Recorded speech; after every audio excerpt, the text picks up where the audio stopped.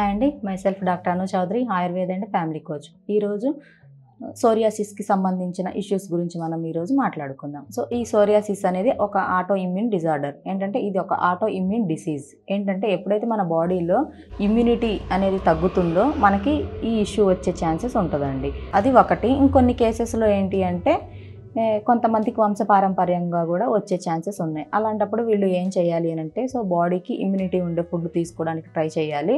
And అసలు ఈ psoriasis ఎలా ఉంటుంది ఏంటి అని మనం ఈరోజు చెప్పుకుంటే, కొంతమందికి స్టార్టింగ్ చిన్న చిన్న మచ్చల్లా పడుతుందండి. అండ్ కొంతమందికి ఏంటంటే బాగా స్ప్రెడ్ అయిపోద్ది స్కిన్ పైన. ఇంకొంతమందికి ఏంటంటే చేప పొట్టులాగా పొట్టుగా రాలిపోవడం, అండ్ తల మీద డాండ్రఫ్ అనేది ఎక్కువగా ఉండి డాండ్రఫ్ లాగా రాలిపోతూ ఉంది. సో తలలో వచ్చే ఈ సోరియాసిస్ని స్కాల్ప్ సోరియాసిస్ అని అంటారు.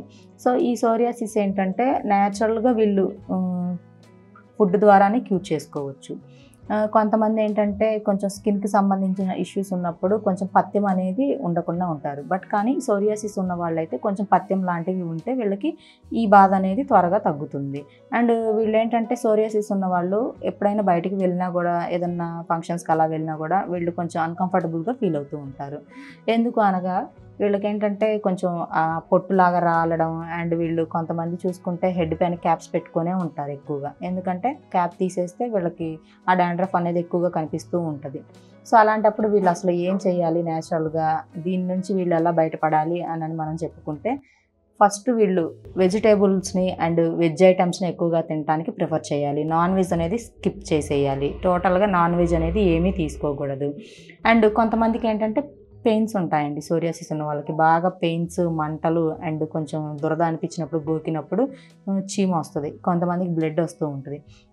సో ఇలాంటప్పుడు వీళ్ళు ఏం తినకూడదు అని అంటే, దుంప కూరలు ఉంటాయి కదా, సో ఈ దుంప కూరల్ని స్కిప్ చేసేయాలి. అండ్ పెసరపప్పు కూడా కొంతమంది వాడుతూ ఉంటారు. సో ఈ పెసరపప్పును కూడా స్కిప్ చేసేస్తే ఈ సోరియాసిస్ అనేది కొంచెం న్యాచురల్గా కంట్రోల్కి వస్తుంది. అండ్ తినాల్సిన ఫుడ్ ఏంటి అని అంటే, ఆకుకూరలు ఉంటాయి. ఆకుకూరలు అండ్ ఆకుకూరలతో వండిన కందిపప్పు కూడా యూజ్ చేయొచ్చు, ఇట్స్ నో ప్రాబ్లం.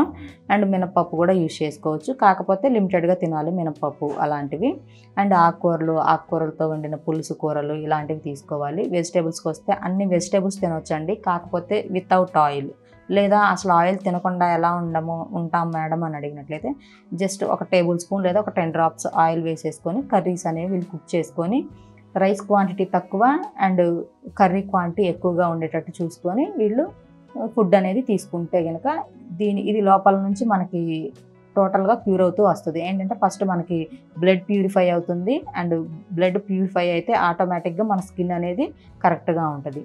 సో ఈ విధంగా సోరియాసిస్ ఉన్న వాళ్ళు నేను చెప్పిన విధంగా ట్రై చేయండి. అండ్ వీళ్ళు ర్యాషెస్, కొంతమందికి మచ్చల్లా ఉంటాయి. ఇలాంటి వాళ్ళు చేయాల్సింది ఏంటి అంటే, కొబ్బరి నూనె ఉంటుంది కదా, అది శ్రేష్టమైన కొబ్బరి నూనె గానుగ దగ్గర నుంచి తెచ్చింది.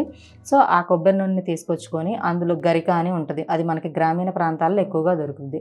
సో ఆ గరికని వేళ్లతో సహా పీకేసుకొని శుద్ధి చేసేసుకొని వాటర్లో దాన్ని మెత్తగా పేస్ట్లా చేసేసుకొని కొబ్బరి నూనెలో వేసేసుకొని కొంచెం పసుపు అండ్ 2 కర్పూరం బిళ్ళలు వేసేసుకొని ఈ ఆయిల్ తర్వాత కొంచెం మరిగిన తర్వాత వడకట్టేసుకొని ఈ ఆయిల్ని వీళ్ళు ఎక్కడైతే వీళ్ళకి ర్యాషెస్ అండ్ మచ్చల్లా ఉంటాయో వాటిపైన అప్లై చేసుకున్నట్టయితే ఈ కొంచెం వీళ్ళకి ఆ మచ్చలు, దురద అనేది తగ్గి కొంచెం వీళ్ళకి ప్రశాంతత దొరుకుతుంది. అండ్ ఒకటి. ఇంకా సెకండ్ వన్ వచ్చేసి ఉసిరికాయల ఐడియా ఉంటాయి కదండి. సో ఈ ఉసిరికాయ పౌడర్ అనేది మనకి బయట షాప్స్లో దొరుకుతుంటుంది. అండ్ ఈ ఉసిరి ముక్కల్ని వీళ్ళు నీళ్ళల్లో నైట్ పూట పెట్టేసుకొని ఒక 200 ml వాటర్లో ఒక 4 లేదా 3 ఈ ఉసిరికాయ ముక్కలను వేసేసుకొని ఆ వాటర్ని కనుక లోపలికి తీసుకున్నట్టయితే వీళ్ళకి ఇంకా మంచిది.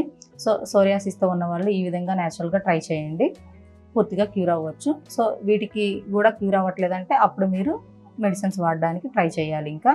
సో ఈ సమస్యతో బాధపడే వాళ్ళు స్కూల్ మీద కనపడుతున్న నెంబర్కి కాల్ చేసి అపాయింట్మెంట్ తీసుకోండి. Thank you.